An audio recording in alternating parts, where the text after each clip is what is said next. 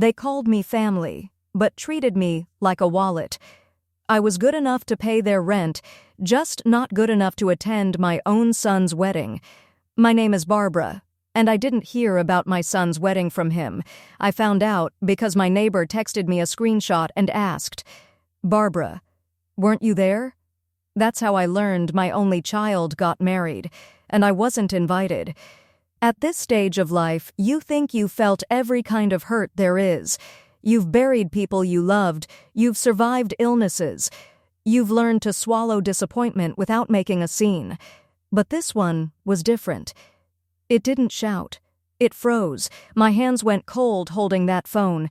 My heart didn't race, it slowed, like my body needed a moment to catch up with what my eyes were seeing. There he was, my son, my Tyler, in a navy suit, smiling at a woman in white. Her whole family stood around them. Champagne glasses, tears, laughter. And me? Nowhere.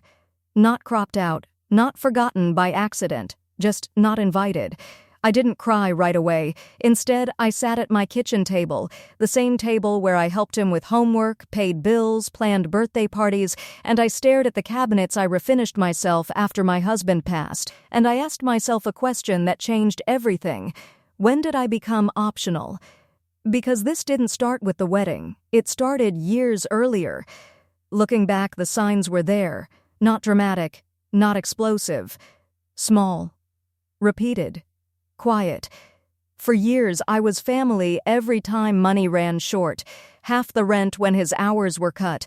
Car repairs when something unexpected happened. Utility shutoffs that always seemed to fall on a Friday night. A $1,200 temporary loan that never came home. There was always a reason, always an explanation, always a promise it was the last time. And I believed it, because believing felt better than admitting the pattern. I was essential on the first of the month, invisible the rest of it. When birthdays came around, I'd get a quick call. When holidays came, maybe a short visit. But when rent was due, I was priority number one, and I kept telling myself that's just what mothers do. We help, we sacrifice, we don't keep score. But in your 70s, you don't expect to still be financially raising a grown man. You expect your savings to protect you, not subsidize someone who is old enough to protect himself. And the hardest part wasn't even the money. It was the illusion. I thought helping meant I mattered. I thought being needed meant I was loved. I didn't realize there's a difference between being valued and being useful. A week after the wedding photo surfaced, Madison, my daughter-in-law, called. No apology. No wedding glow, just urgency. "Barbara, we're short on rent. Tyler said you usually send it by the 1st?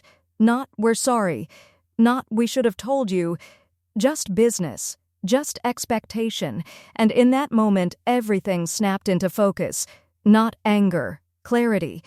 I should not be financing two healthy adults who couldn't even pick up the phone to tell me they were getting married. I said, "Steady and calm. I only help people who treat me like family." Silence. Long. Heavy. "Are you serious?" she finally asked. "Yes," I said, and I meant it. That should have been the end. It wasn't. 2 days later, I came home from the grocery store. My front door was unlocked. Unlocked.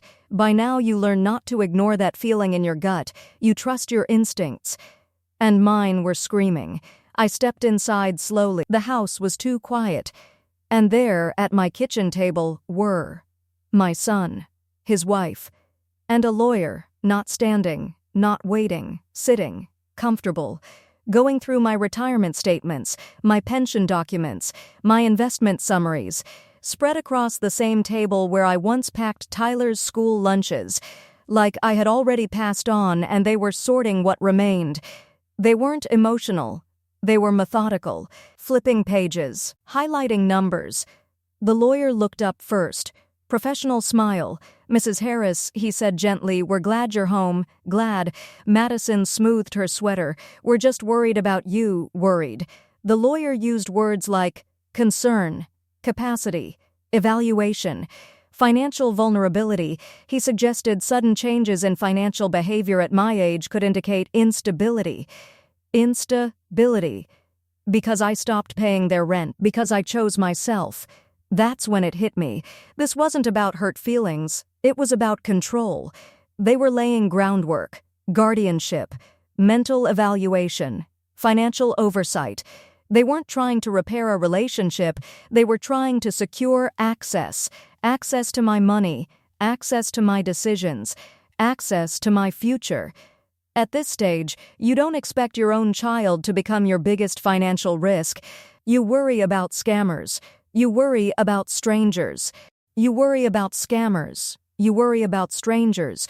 You don't expect the threat to sit at your kitchen table, but entitlement doesn't come loud and obvious. Sometimes it shows up disguised as concern. I didn't scream. I didn't cry. I gathered my documents into my arms and said, "You need to leave." Tyler said I was overreacting. No, I was finally reacting appropriately. The next morning, I hired an elder law attorney. Best decision I've made in years. We documented everything. Transfers, loans, text messages, emergency requests. We changed my bank access, updated my will, removed Tyler from every account, installed security cameras, changed the locks, froze my credit.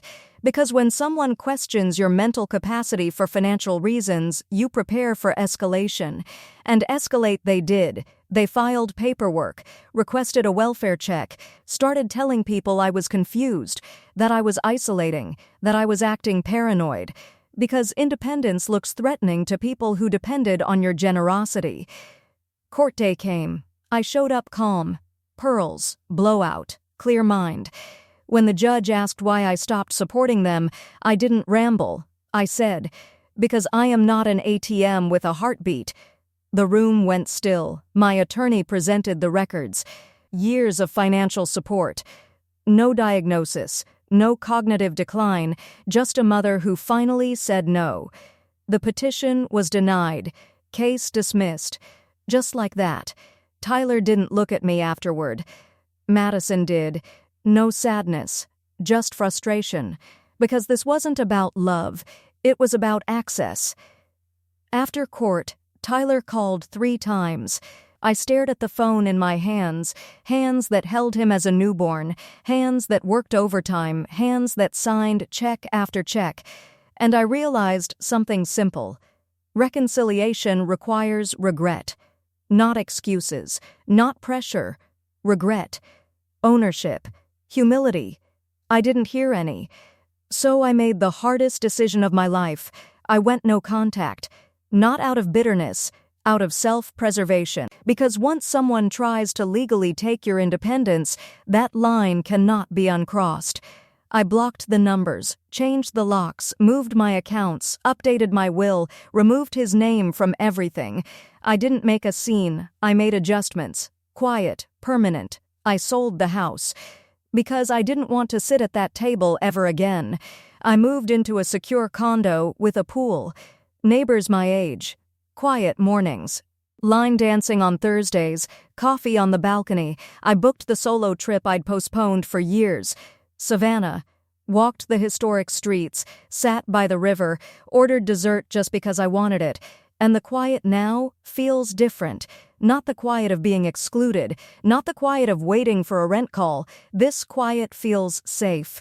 Peace in your later years isn't loud, it's steady. I sleep better, I breathe easier. My money is mine. My time is mine. My decisions are mine. If your adult children only call when they need money, if your phone lighting up fills you with dread instead of joy, if your retirement feels like a shared family fund instead of your safety net, pause. Pay attention to what happens when you say no. That reaction tells you everything. Lonely is hard, but manipulated is harder. Being excluded hurts. But being exploited destroys something deeper. I finally understood something my generation wasn't taught.